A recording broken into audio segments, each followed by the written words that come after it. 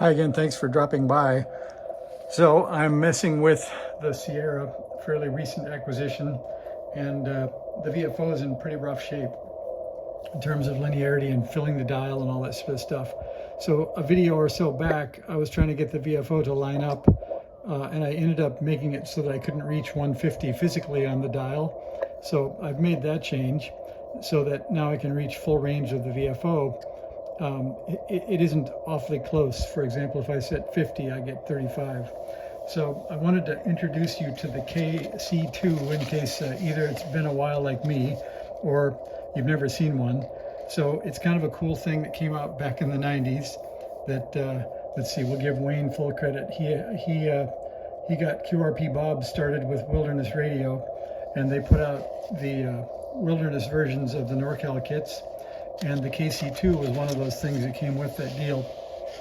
So there's a cool feature in the KC2 that allows you to go to factory defaults and read your VFO frequency directly. So we're going to do that. But first I want to go through a couple of things. So I'll tell you what it is. So first of all, the KC2 can do, it's your 4-digit frequency counter. It's a keyer with message memory. It's a bar graph S meter that you can get to touching the display button. If you push far enough in. I have no signal right now, so there's not much S meter to look at. But that's an important thing I'll go through with you, is how do you get through the functions. The cool thing about the KC2 is that instead of running at like 4 or 5 megahertz clock frequency, it runs at 100 kilohertz. So it can stay on all the time and not make a bunch of noise in your receiver. So I thought that was a cool thing. It also has multiple keying modes. It'll do like Curtis Mode A, CMOS Super Keyer 2 versions. It'll go like 8 to 50 words per minute. The unique thing is speed goes up and down here. You notice it goes up and down by steps of 2 words per minute, not by 1. So that's one unique sort of trait of the KC2. But I guess somebody won't complain if they ask you to lower your speed and you go down by 2 words per minute instead of 1. So that's probably fine. All right, then the other thing that's interesting is when you first turn it on, I don't know if there is another firmware version, but when you first turn it on, you'll see it says 1.1. That's the firmware version in the keyer.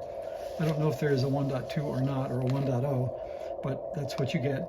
And so the important thing to look at is, you notice by each key that they have decided to label. In fact, I think this is where all the Elecraft sort of ergonomics came from, is that there's a dot for the short press and a dash for a long press.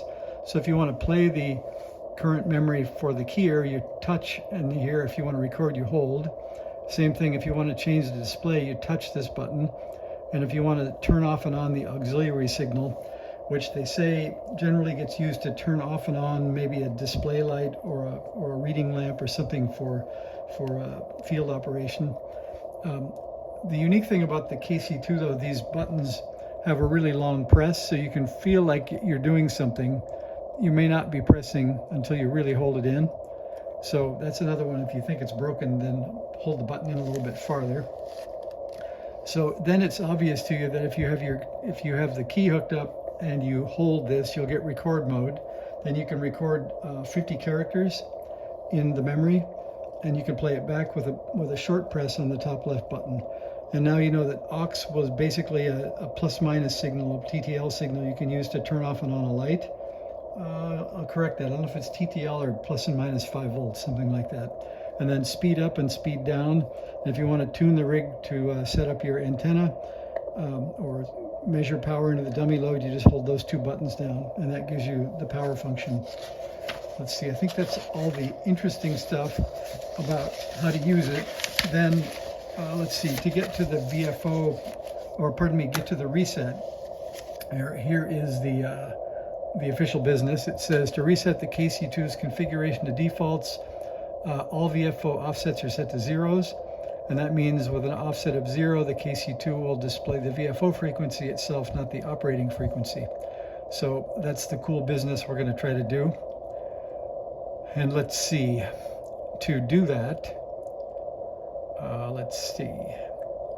First of all, we want to check here because we do have a Sierra, and the Sierra says if you set the dial to 150 that you should get 2.935 megahertz.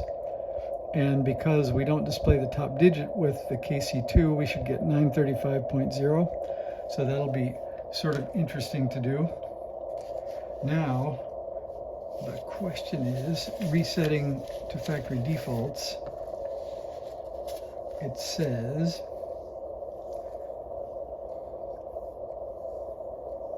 I think, I may just come back and say that's the intro to the KC2, and I'll come back and we'll check the VFO accuracy on the next video. Thanks for watching. See you.